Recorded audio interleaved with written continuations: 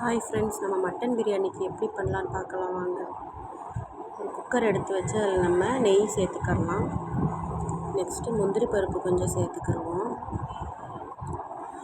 முந்திரி பருப்பு நல்லா ஃப்ரை ஆகட்டும். நெக்ஸ்ட்டு பட்டை, சோம்பு, லவங்கம், ஏலக்காய், அந்த ஹோல் மசாலா கொஞ்சம் சேர்த்துக்கிடுவோம். அப்புறம் கொஞ்சமாக கருவேப்பிலை, அப்புறம் கொஞ்சம் புதினா சேர்த்துக்கிடுவோம். நான் ஒரு 5 மிளகாய் சேர்த்துருக்கேன். நல்லா ஃப்ரை பண்ணிக்கிடுவோம். நல்லா ஃப்ரை ஆன பிறகு நம்ம ஆனியன் சேர்த்துக்கிடலாம். நான் வந்து 1 kg மட்டன் எடுத்திருக்கேன். அதுக்கு நான் ஒரு 4 ஆனியன் கட் பண்ணி வச்சுருக்கேன். நல்லா ஃப்ரை பண்ணிக்கிடுவோம். ஆனியன் நல்லா ஃப்ரை ஆகட்டும். நல்லா கண்ணாடி பதத்துக்கு வந்த பிறகு நம்ம ஒரு 2 தக்காளியை கட் பண்ணி சேர்த்துக்கிடலாம்.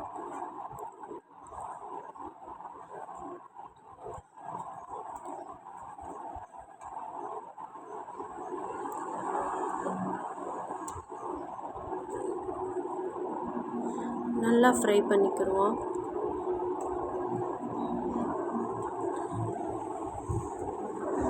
இப்போ நல்லா ஃப்ரை ஆயிடுச்சு.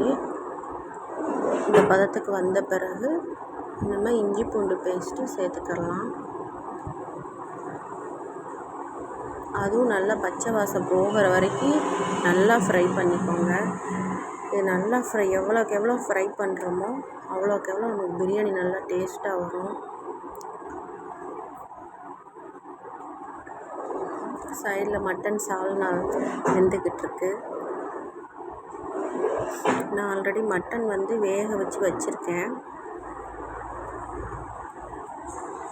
அந்த மட்டனை சேர்த்துக்கிடுவோம் நம்ம இப்போ.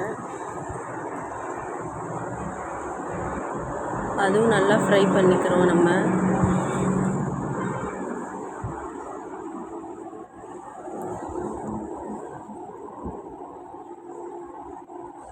நெக்ஸ்ட்டு நான் வந்து பிரியாணி மசாலா மட்டும்தான் சேர்த்துருக்கேன். ஏன்னா எங்கள் வீட்டில் சின்ன பசங்களாம் இருப்பாங்க. அதனால் நான் ஒரு 50 கிராம் பிரியாணி மசாலா சேர்த்துருக்கேன். உங்களுக்கு தேவைன்னா நீங்கள் வந்து சில்லி பவுட்ரு கூட கொஞ்சம் சேர்த்துக்கோங்க. கொஞ்சமாக மஞ்சத்தூள் சேர்த்துருக்கேன்.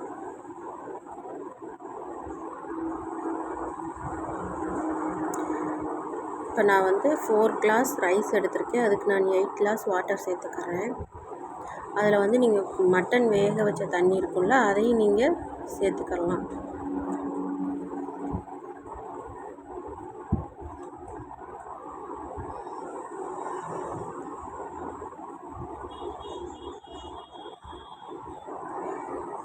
இது வந்து ரொம்ப ஃபாஸ்ட்டாக கிண்டி விட வேண்டாம். அரிசி வந்து உடஞ்சிரும். சும்மா நார்மல் ஜென்ரலாக மட்டும் பரட்டி விட்டுக்கோங்க. இப்போ வந்து கொஞ்சமாக உப்பு சேர்த்துக்கிறோம். சேர்த்துட்டு கொஞ்சம் செக் பண்ணி பார்த்துக்கோங்க கரெக்டாக இருக்கா அப்படின்னு. நானும் இப்போ தான் செக் பண்ணி தான் பார்த்துட்ருக்கேன். ஏன்னா கரெக்டாக இருந்துச்சு. பக்கத்தில் எங்கள் அம்மாவுக்கும் கொடுத்தேன் எப்படி இருக்குன்னு பார்க்க சொல்லி.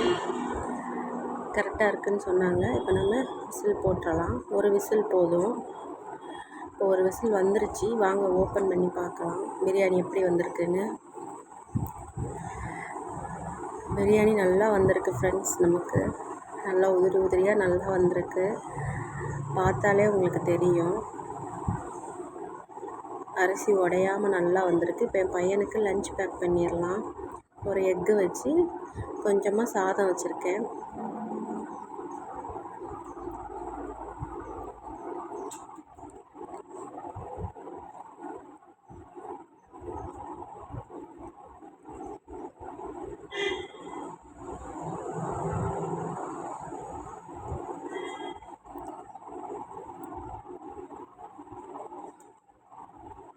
கொஞ்சமாக பிஸ்கட் வச்சுருக்கேன்.